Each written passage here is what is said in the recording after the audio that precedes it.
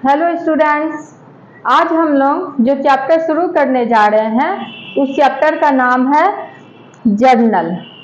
ये चैप्टर आप लोगों के लिए मोस्ट इम्पॉर्टेंट चैप्टर है। ऐसा समझ लीजिए कि ये चैप्टर आपके अकाउंटिंग का बेस है। जिस तरह से एक स्ट्रॉन्ग पिलर पर ही स्ट्रॉन्ग बिल्डिंग टिका होता है, उसी तरह से इस चैप्टर पर आपका अकाउंटिंग टिका हुआ है। अगर ये चैप्टर आपका स्ट्रॉन्ग नहीं होगा तो आपका अकाउंटिंग कभी स्ट्रॉन्ग नहीं हो सकता है। तो ये जर्नल क्या है? किसी भी बिजनेस ट्रांजैक्शन को जिस बुक में सबसे पहले हम रिकॉर्ड करते हैं उसे हम जर्नल कहते हैं, और जिस बुक में इस एंट्री को रिकॉर्ड किया जाता है उसे प्राइमरी बुक कहा जाता है, और जो एंट्री हम रिकॉर्ड करते हैं उस एंट्री को प्राइमरी एंट्री या फिर ओरिजिनल एंट्री कहते हैं। तो जर्नल डबल एंट्री सिस्टम के बेस पर बनाया जाता है। डबल एंट्री सिस्टम क्या है? जैसा कि आप लोग नाम से ही देख रहे हैं, डबल एंट्री मतलब कि एक ट्रांजैक्शन का डबल इफेक्ट, हर एक ट्रांजैक्शन का दो अकाउंट पर इफेक्ट पड़ता है। डबल एंट्री सिस्टम में क्या होता है? हर ट्रांजैक्शन का दो अकाउंट पर इफेक्ट पड़ता है, जिसमें से एक को हम डेबिट करते हैं और दूसरे को क्रेडिट करते हैं। इसका ये मतलब नहीं होता है बच्चों कि जिसे मन हुआ उसे हम डेबिट कर देंगे और जिसे मन होगा उसे हम क्रेडिट कर देंगे। डेबिट क्रेडिट का एक सर्टेन रूल होता है, उसी रूल को आज हम लोग इस जर्नल में पढ़ेंगे। ओके, तो आइए अब हम लोग इस डेबिट क्रेडिट के रूल को पढ़ते हैं। डबल एंट्री सिस्टम में सारे अकाउंट को 3 पार्ट्स में डिवाइड किया गया है। वो कौन कौन से हैं?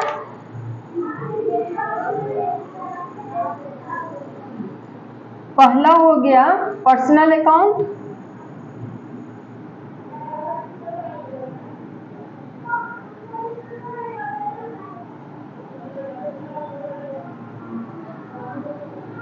दूसरा रियल अकाउंट,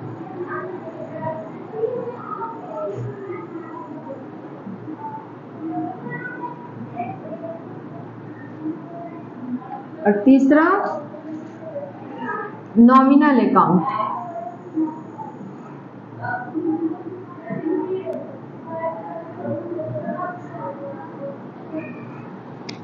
तो सबसे पहले पर्सनल अकाउंट के बारे में जानते हैं। सारे अकाउंट्स को कितने पार्ट में डिवाइड किया गया है? 3 पार्ट्स में। तो अब किस अकाउंट को किस में डालेंगे ये कैसे पता चलेगा? आप लोग ये कैसे पहचानिएगा कि किस अकाउंट को किस में डालना है? एक पर्सनल अकाउंट कौन सा है? इतने सारे अकाउंट में पर्सनल अकाउंट कौन सा है, रियल अकाउंट कौन सा है, नॉमिनल अकाउंट कौन सा है? तो सबका अपना एक अलग अलग पहचान है। पर्सनल अकाउंट जैसा कि नाम से पता चल रहा है, पर्सनल अकाउंट उसमें क्या कौन कौन सा आता है? Person, firm, company, bank,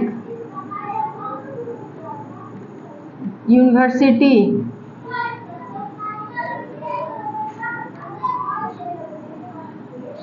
etcetera. इसमें जैसा कि आप लोग देख रहे हैं ये सब अपने अपने नाम से जाने जाते हैं, है ना? जितना को भी पर्सन हो, फर्म हो, कंपनी, बैंक, यूनिवर्सिटी, ये सब का क्या है? अपना एक अलग पहचान होता है। उसको आप कैसे जानते हैं? उनके नाम से जानते हैं। तो पर्सनल अकाउंट का मतलब जितना भी नाम, जिसको आप उसके नाम से जानते हैं वो पर्सनल अकाउंट में आता है। पर्सनल अकाउंट को समझ गए? पर्सनल अकाउंट में किसको डालेंगे? जिसको भी आप उसके नाम से जानते हैं, जिसका अपना एक अलग पहचान है।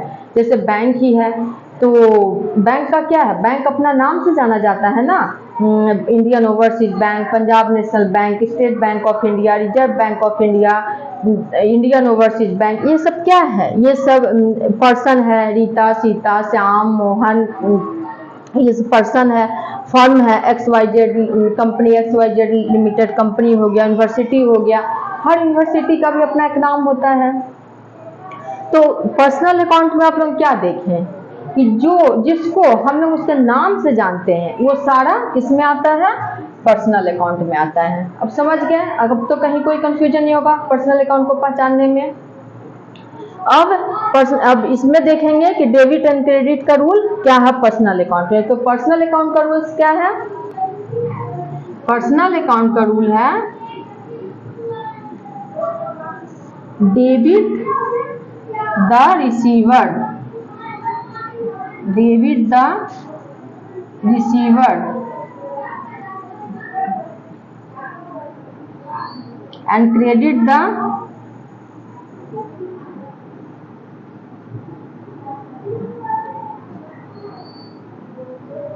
giver।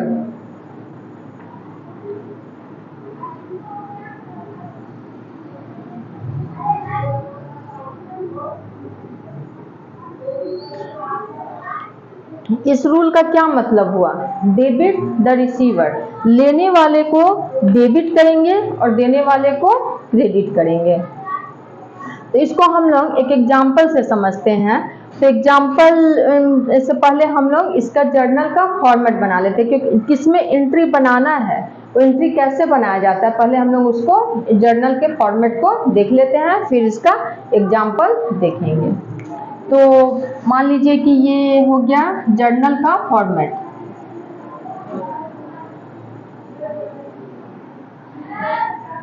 जर्नल एंट्रीज,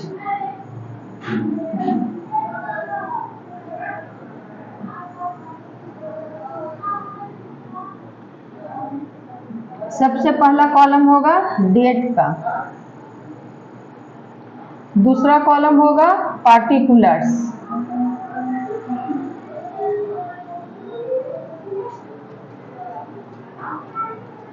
तीसरा होगा LF,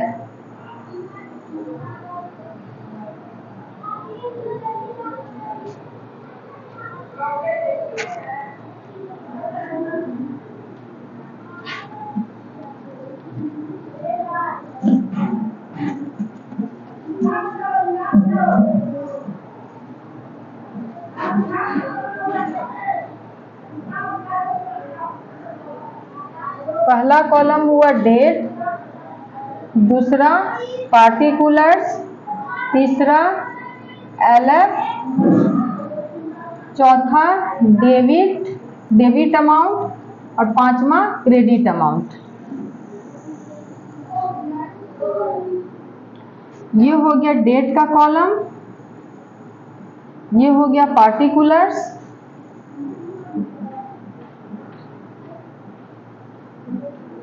ये LF, ये डेबिट अमाउंट इसमें लिखेंगे और क्रेडिट अमाउंट इसमें लिखेंगे। इस तरह से आप लोग क्या देख रहे हैं, इसमें 5 कॉलम बना हुआ है।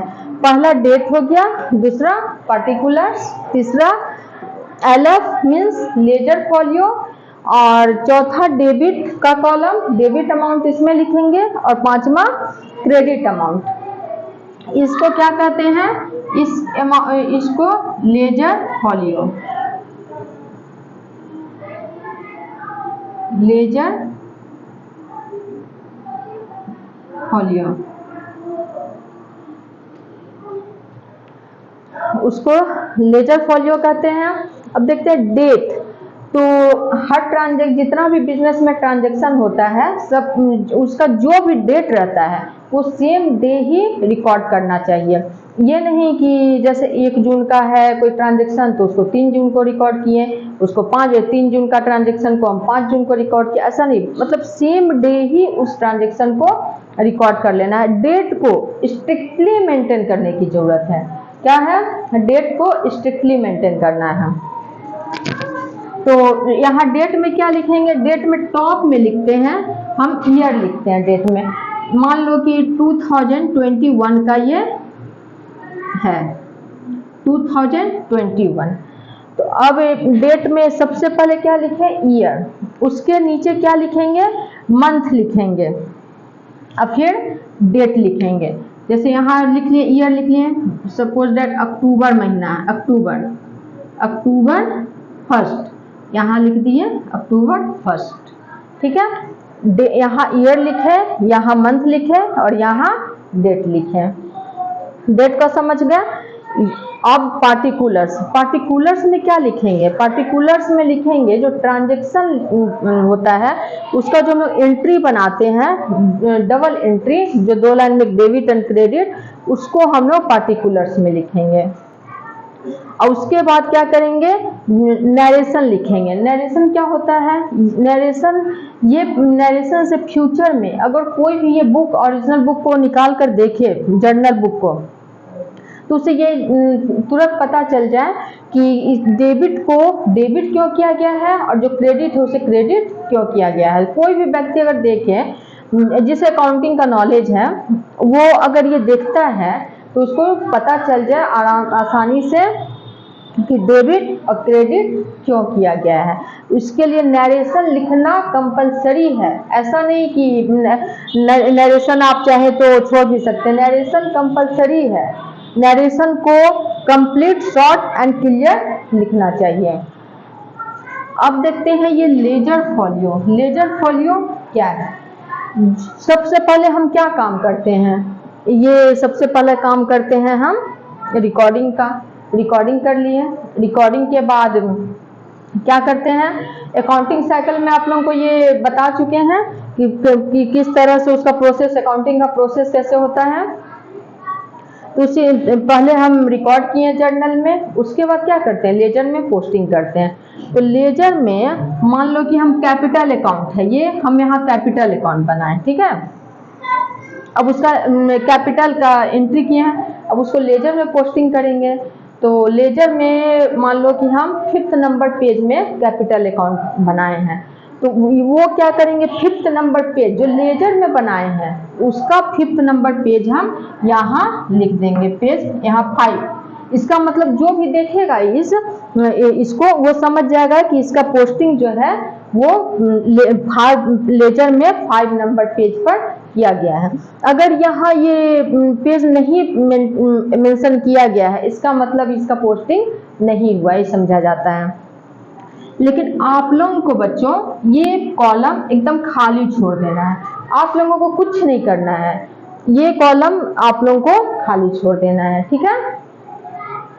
अब यहाँ ये अलग समझ गए। अब डेबिट किसे करेंगे और क्रेडिट किसे करेंगे, वही रूल हम यहाँ बताए हैं कि जब पर्सनल अकाउंट हो। अब पर्सनल अकाउंट का पहचान भी बता दिए कि कौन सा होता है पर्सनल अकाउंट। तो पर्सनल अकाउंट का रूल है debit the receiver and credit the giver. वही जो रिसीवर हो उसको डेबिट करेंगे और जो गिवर हो उसको क्रेडिट करेंगे। और ये एक बात हमेशा ध्यान रखिएगा, जो अमाउंट डेबिट में लिखेंगे वही अमाउंट हम क्रेडिट में लिखेंगे। दोनों का टोटल, डेबिट एंड क्रेडिट का टोटल हमेशा इक्वल होना चाहिए। न तो मान लो फॉर एक एग्जांपल हम लोग लेते हैं, कैश पेड टू सोहन,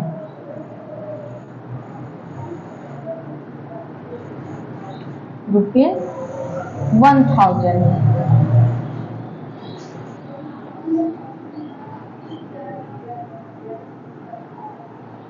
एक एग्जांपल से हम लोग देख रहे हैं कि इसका रूल देखेंगे, cash paid to Sohan rupees 1000, ठीक है।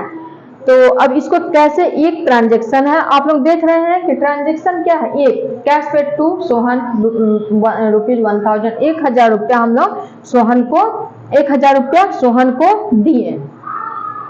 तो इसमें कौन है रिसीवर, कौन है, किसको दिए, रिसीव कौन, कैश कौन ले रहा है, कैश कौन ले रहा है, सोहन ले रहा है कैश। कैश किसको दिया गया, सोहन को। तो इसमें दो अकाउंट अफेक्टेड हो रहा है ना, एक हो रहा है कैश और दूसरा हो रहा है सोहन। ये डबल एंट्री है, डबल एंट्री में हमेशा एक ट्रांजैक्शन का दो अकाउंट पे इफेक्ट पड़ेगा, ठीक है। तो इसमें किस किस अकाउंट पे इफेक्ट पड़ रहा है, पहला कैश और दूसरा सोहन। तो इसमें सोहन क्या है, सोहन रिसीवर है। तो इसमें सोहन क्या, अकॉर्डिंग टू रूल क्या करेंगे, सोहन को डेबिट द रिसीवर, सोहन को डेबिट करना है। तो कैसे लिखेंगे, सोहन अकाउंट ये पर्सनल में हम लोग अकाउंट नहीं लिखते हैं, पर्सनल में नाम के आगे अकाउंट नहीं लिखेंगे। तो सोहन डेबिट टू, नीचे जो लिखेंगे उसमें क्रेडिट नहीं लिखते हैं, ठीक है। जो पहले लिखे सोहन, अब थोड़ा स्पेस छोड़ दिए, उसके बाद क्या लिखे डेबिट। जिसको डेबिट करना होता है उसमें नाम लिख करके स्पेस छोड़ के डेबिट लिखते हैं, लेकिन क्रेडिट में क्रेडिट नहीं लिखते हैं। क्रेडिट में टू लिख करके क्रेडिट लिखा जाता है। इसे खुद ही समझ में आ जाएगा कि ये डेबिट है और ये क्रेडिट है, ठीक है। तो डेबिट हो गया सोहन, और कैश क्या हो गया, क्रेडिट।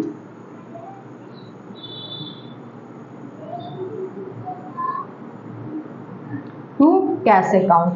अब कितना है 1000, तो डेबिट में लिख दिए 1000 और इसके नीचे लिख दिए क्रेडिट में 1000। अब नरेशन लिखेंगे,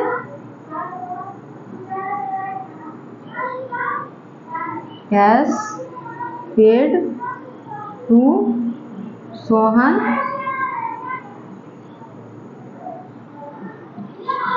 ₹1000।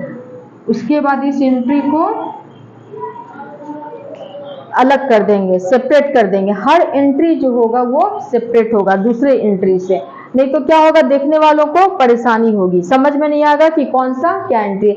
तो नरेशन लिखने के बाद इस एंट्री को सेपरेट कर देंगे। और अमाउंट आप लोग देख रहे हैं कि कैसे लिखे हैं, जो डेबिट है उसके सामने में डेबिट लिखे हैं और जो क्रेडिट किए हैं उसके सामने में क्रेडिट लिखे हैं। तो देख रहे हैं डेबिट और क्रेडिट दोनों में सेम अमाउंट है और ये सेपरेट कर दिए। इसको समझ में आ गया। रिसीवर कौन है, सोहन है, तो सोहन को डेबिट किए और कैश को क्रेडिट कर देंगे। अब देखें, अब फिर दूसरा देखते हैं, दूसरा एग्जांपल देखते हैं। कैश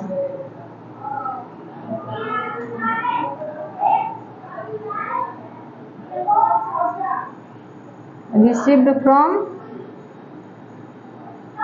मोहन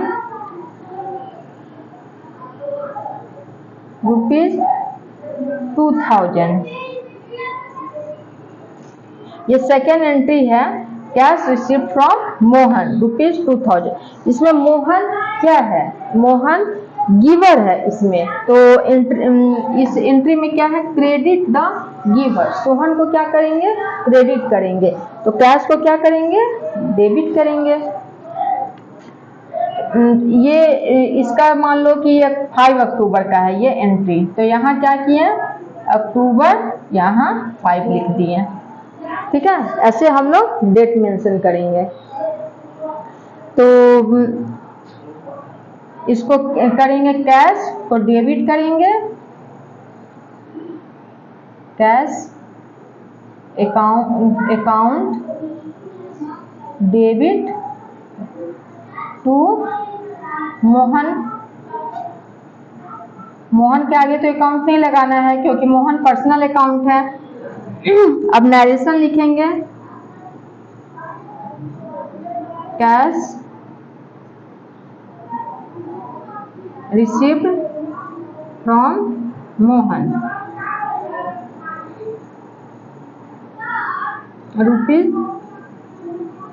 ₹2000। फिर इस एंट्री को भी अलग कर देंगे और इसमें डेट लिखेंगे, अमाउंट लिखेंगे, डेबिट में 2000 तो क्रेडिट में भी 2000,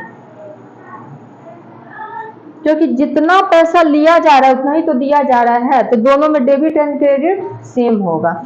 अब यहाँ तक आप लोग समझ गए, यहाँ तक किसी तरह का कोई प्रॉब्लम, ये यहाँ तक देख लिए। पर्सनल अकाउंट किसे कहते हैं, पर्सनल अकाउंट जिसमें नाम हो, जो भी अपने नाम से जाना जाता है वो सारे पर्सनल अकाउंट में आते हैं। पर्सनल अकाउंट का रूल क्या है, debit the receiver and credit the giver. अब ये जर्नल एंट्रीज का फॉर्मेट भी समझ में आ गया। 5 कॉलम बनाते हैं, date, particulars, ledger folio, debit and credit amount का कॉलम। पर्सनल अकाउंट का एग्जाम्पल हम लोग देख लिए। अब पर्सनल अकाउंट को भी 3 पार्ट्स में डिवाइड किया गया है।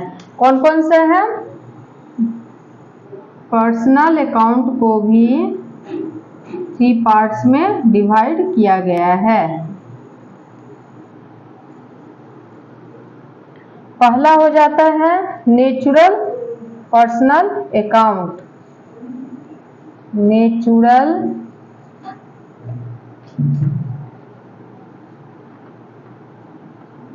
Personal account. दूसरा आर्टिफिशियल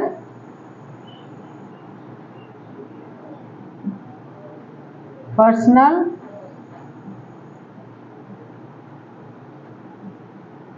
अकाउंट। तीसरा रिप्रेजेंटेटिव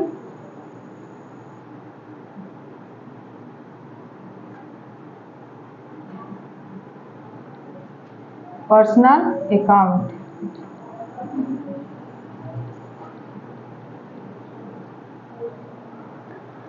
देख रहे हैं आप लोग कि पर्सनल अकाउंट को भी 3 पार्ट्स में डिवाइड किया गया है। पहला हो गया natural personal account. Natural personal account में ह्यूमन बीइंग्स आते हैं, सारे पर्सन्स का नेम, जैसे Ram, Shyam, Meera, proprietors capital account,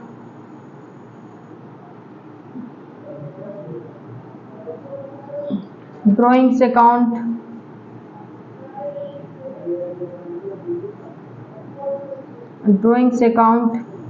debtors account,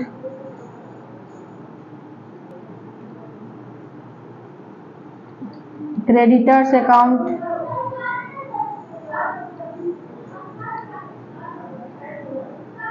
ये सारे क्या है? Natural personal account. Human being को नेचुरल पर्सनल अकाउंट कहते हैं।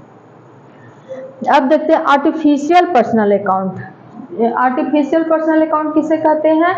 आर्टिफिशियल पर्सनल अकाउंट जो ह्यूमन बीइंग की तरह, जिनका फिजिकल एग्जिस्टेंस तो नहीं हो लेकिन वो काम ह्यूमन बीइंग की तरह ही करते हो, उन्हें क्या कहते हैं? Artificial personal account.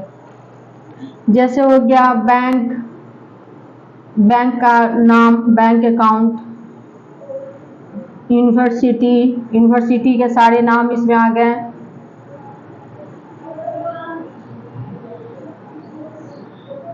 यूनिवर्सिटी। फिर ये कंपनी, कॉलेज का नाम, फर्म, ये सब क्या है? एक्सेट्रा। ये आर्टिफिशियल पर्सनल अकाउंट में बैंक के नाम, बैंक हो गया, university, company, firm, school, college, ये सब क्या है? आर्टिफिशियल पर्सनल अकाउंट, जिन्हें हम जो ह्यूमन बीइंग की तरह फिजिकल एग्जिस्टेंस तो नहीं रखते लेकिन काम वो ह्यूमन बीइंग की तरह ही करते हैं। बैंक, जैसे आप मतलब कि इंडियन ओवरसीज है, पंजाब नेशनल बैंक है, स्टेट बैंक ऑफ इंडिया है, रिजर्व बैंक ऑफ इंडिया है, तो उनका अपना एक अलग नाम होता है, वो नाम से पहचाने जाते हैं। वो सारा मतलब इंस्टीट्यूशन जो है वो सब अपना अपना काम करता है, इसलिए इसे आर्टिफिशियल पर्सनल अकाउंट कहते हैं। जो अकाउंट किसी पार्टिकुलर पर्सन या ग्रुप ऑफ पर्सन को रिप्रेजेंट करते हो उन्हें रिप्रेजेंटेटिव पर्सनल अकाउंट कहते हैं। इसका क्या एग्जाम्पल होता है? Outstanding salaries, prepaid insurance, accrued interest, earned commission, ये सब रिप्रेजेंटेटिव पर्सनल अकाउंट का एग्जाम्पल है। जैसे किसी कंपनी ने जून महीने में अपने एम्प्लॉय को सैलरी नहीं दिया, ठीक है, तो इसका मतलब क्या हुआ? Due but not paid. Outstanding means due but not paid.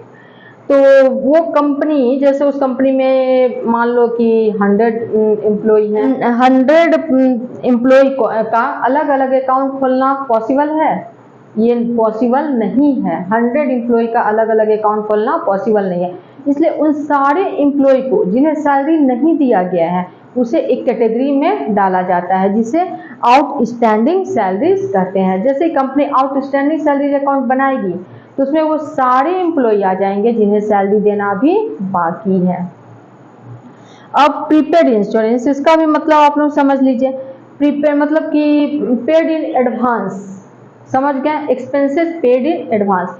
आप लोग जैसे मोबाइल रिचार्ज कराते हो तो 1 महीने का या 3 महीने का क्या करते हो, एडवांस में ही मोबाइल रिचार्ज करा लेते हो, यही हुआ paid in advance. Accrued interest, इसका क्या मतलब हुआ, अर्न्ड बट नॉट रिसीव्ड। ये इंटरेस्ट मिल तो गया है, ये इंटरेस्ट जमा है लेकिन हमें अभी मिला नहीं है। जैसे बैंक में ही आप लोग पैसा जमा करते हो तो उसमें जो इंटरेस्ट मिलता है वो अर्न हो गया है लेकिन आपको मिला नहीं है, वो आपने अभी बैंक ने अभी आपको नहीं दिया है, तो उसे क्या कहते हैं, एक्रूड इंटरेस्ट। अब अनअर्न्ड कमीशन, अनअर्न्ड कमीशन क्या हुआ, रिसीव्ड बट नॉट अर्न्ड। मतलब कि ये सारे जो है सो रिप्रेजेंटेटिव पर्सनल अकाउंट के ये है एग्जांपल है। ये दोनों आउटस्टैंडिंग और प्रीपेड ये एक्सपेंसेस में है, और एक्रूड और unearned income, accrued interest income earned but not received, unearned commission income received but not earned. मतलब इनका कमीशन मिल गया है लेकिन हमने अभी अर्न नहीं किया है, काम करना भी बाकी है, तो उसे कहते हैं unearned commission income received in advance. तो ये रिप्रेजेंटेटिव पर्सनल अकाउंट समझ गए, यहाँ तक आप लोगों को समझ में आ गया। पर्सनल अकाउंट को 3 पार्ट्स में डिवाइड किया गया है। एक हो गया नेचुरल पर्सनल अकाउंट, दूसरा आर्टिफिशियल पर्सनल अकाउंट एंड तीसरा representative personal account. Natural personal account समझ गया, ह्यूमन बीइंग जो आते हैं जो हैं वो आर्टिफिशियल में नेचुरल पर्सनल अकाउंट में आ गया। आर्टिफिशियल पर्सनल अकाउंट में बैंक का नाम, यूनिवर्सिटी, कंपनी, फर्म, ये सब का नाम, ये सब जो है वो आर्टिफिशियल पर्सनल अकाउंट में आ जाते हैं, ठीक है। रिप्रेजेंटेटिव पर्सनल अकाउंट में ये सारे जो हैं outstanding salaries, expenses, prepaid insurance ये हो गया expenses, accrued interest income, unearned commission income, ये सब समझ गए। अब ये पर्सनल अकाउंट के बारे में आप लोग समझ गए। अब हम लोग रियल अकाउंट के बारे में जानते हैं। रियल अकाउंट को अब कैसे पहचाना जाए, तो रियल अकाउंट को जितने भी एसेट्स है बिजनेस में, एसेट्स वो सारे आ जाएंगे रियल अकाउंट में। बिजनेस में जितने भी एसेट्स है वो सारे कहाँ आ जाएंगे, रियल अकाउंट में। जैसे लैंड एंड बिल्डिंग, एग्जांपल दे देते हैं, लैंड हो गया, लैंड, बिल्डिंग,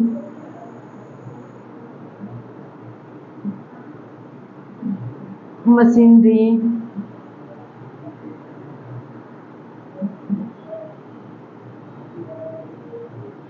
फर्नीचर,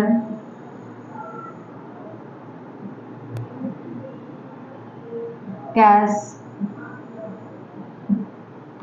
जितने भी एसेट्स हैं वो सारे आ जाएंगे रियल अकाउंट में, चाहे वो टेंजिबल एसेट्स हो या इनटेंजिबल एसेट्स हो, गुडविल, ट्रेडमार्क्स, कॉपीराइट, ये सारे रियल अकाउंट में आ जाएंगे। इसका रियल अकाउंट का क्या रूल है, इसका रूल देखें। रियल अकाउंट का रूल होता है डेबिट, डेबिट किसे कहते हैं, debit what comes in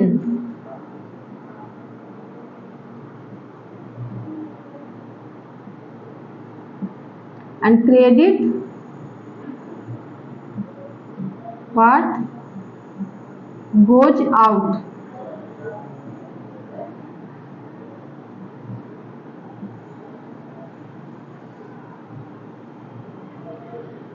debit किसको करते हैं, जो आए, जैसे जो आता है उसको डेबिट करते हैं, जो जाता है उसे क्रेडिट करते हैं।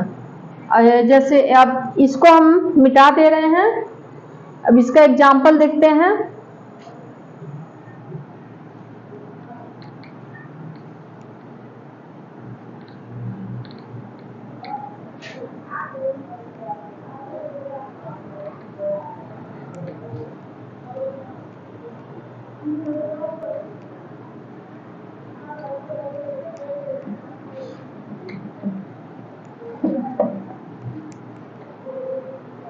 जैसे परचेज फर्नीचर,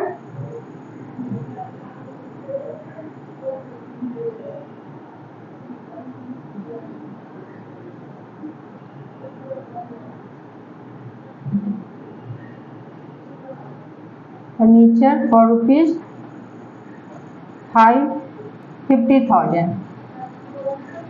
तो यहाँ कौन कौन सा दो अकाउंट अफेक्टेड हो रहा है? पहला हो गया फर्नीचर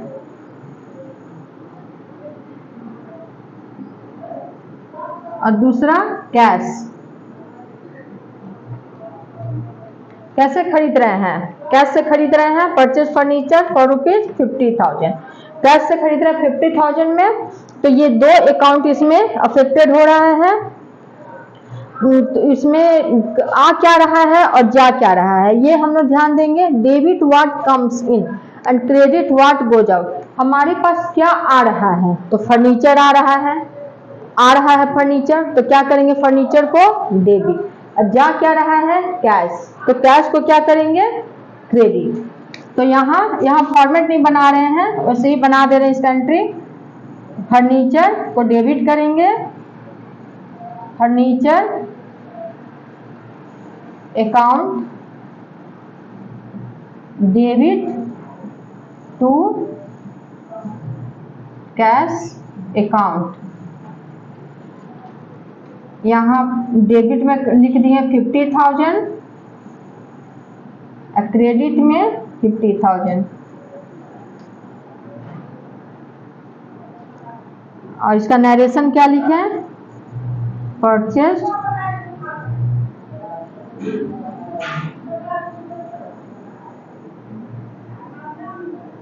फर्नीचर फॉर रुपीज 50,000। ये रियल अकाउंट समझ गए? रियल अकाउंट में क्या आता है? सारा एसेट्स, बिजनेस में जो भी एसेट्स है वो सारा रियल अकाउंट में आ जाएगा। रियल अकाउंट का क्या है rule? Debit what comes in and credit what goes out. इसको इस एग्जांपल से समझे। फर्नीचर और कैश दो अकाउंट अफेक्टेड हो रहे हैं यहाँ।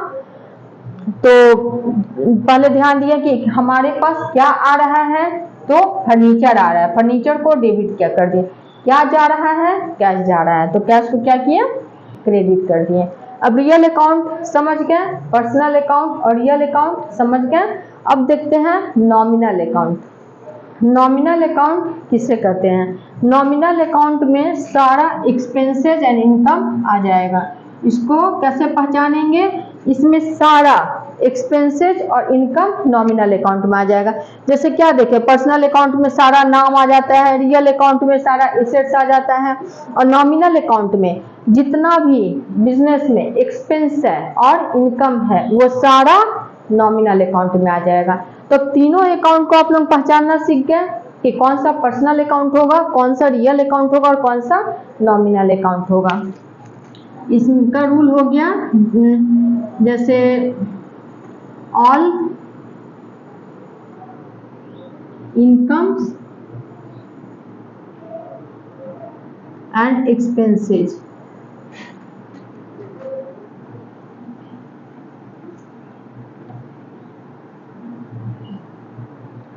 All expenses and income nominal account में आएगा। और नॉमिनल अकाउंट का रूल क्या है?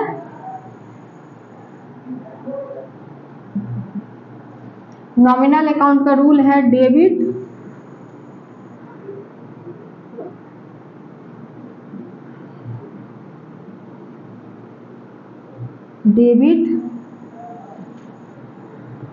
expenses and losses।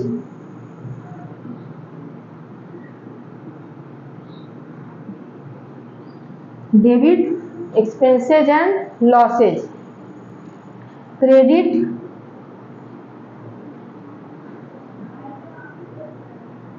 Incomes and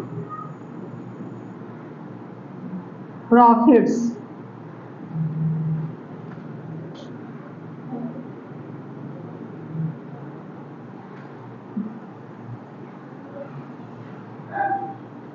ये समझ गया।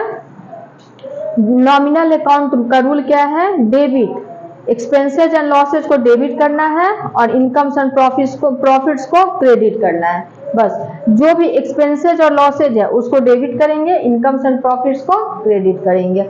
जितना भी एक्सपेंसेस एंड इनकम है वो नॉमिनल अकाउंट में आएगा।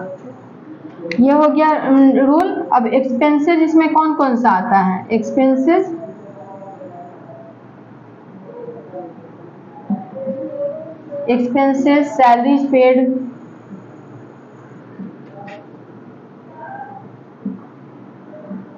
Salaries paid, rent paid, wages paid,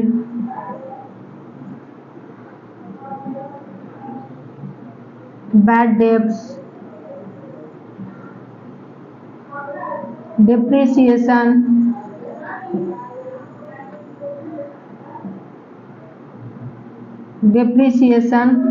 और इनकम क्या है? इनकम हो गया डिस्काउंट रिसीव्ड,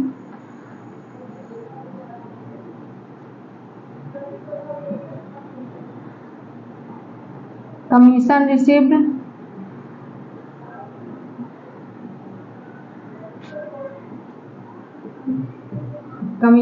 रिसीव्ड,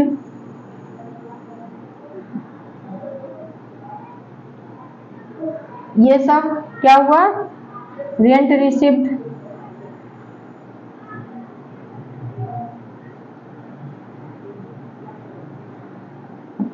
इनकम हुआ। ये इनकम हो गया। एक्सपेंसेस और इनकम ये सारा नॉमिनल अकाउंट में आएगा। अब इसका एग्जाम्पल देखते हैं। पहला, पेड ₹20,000 फॉर सैलरीज। तो इसमें देख रहे हैं कि 20,000 सैलरी पे किए। तो सैलरी क्या है? पेड, सैलरी पेड किए। सैलरी पेड किए मतलब कि ये एक्सपेंसेज है। तो एक्सपेंसेज को क्या करना है? डेबिट करना है। तो कैसे? यहाँ कैश से पेड किए तो यहाँ लिखेंगे एक्सपेंसेज को क्या करेंगे? डेबिट। तो salaries account debit to cash account. 20,000 debit में लिखेंगे एंड 20,000 क्रेडिट में लिखेंगे। यहाँ नरेशन लिखेंगे, पेड ₹20,000 फॉर सैलरी या salaries paid.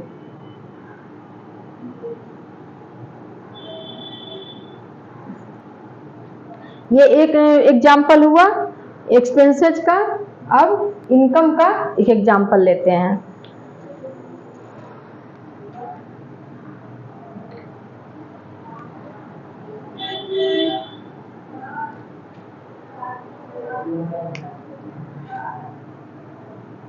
Commission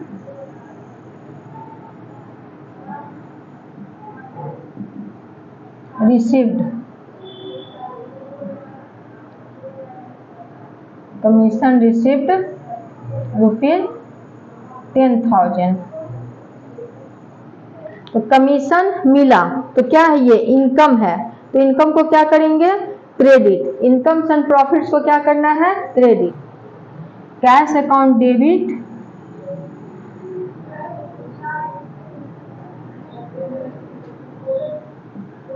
to commission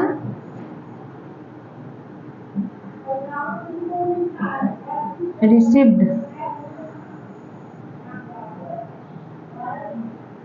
account. 10,000 debit में, 10,000 क्रेडिट में। नरेशन में लिखेंगे कमीशन रिसीव्ड, कमीशन रिसीव्ड। देख लिए ये इसमें कमीशन इनकम है तो कमीशन को क्या किए, क्रेडिट किए। क्रेडिट किसको करना है, इनकम्स एंड प्रॉफिट्स को। ये यहाँ तक आप लोगों को समझ में आ गया। अगर यहाँ तक किसी तरह का कोई भी प्रॉब्लम हो तो आप लोग कमेंट में मुझे बता सकते हैं। आज के लिए बस इतना ही। इसके आगे हम लोग नेक्स्ट वीडियो में करेंगे। इस चैप्टर में कम से कम 7 से 8 वीडियो लग जाएंगे। अगर आप लोगों को ये वीडियो अच्छी लगी तो please like, share and subscribe करें। Thank you.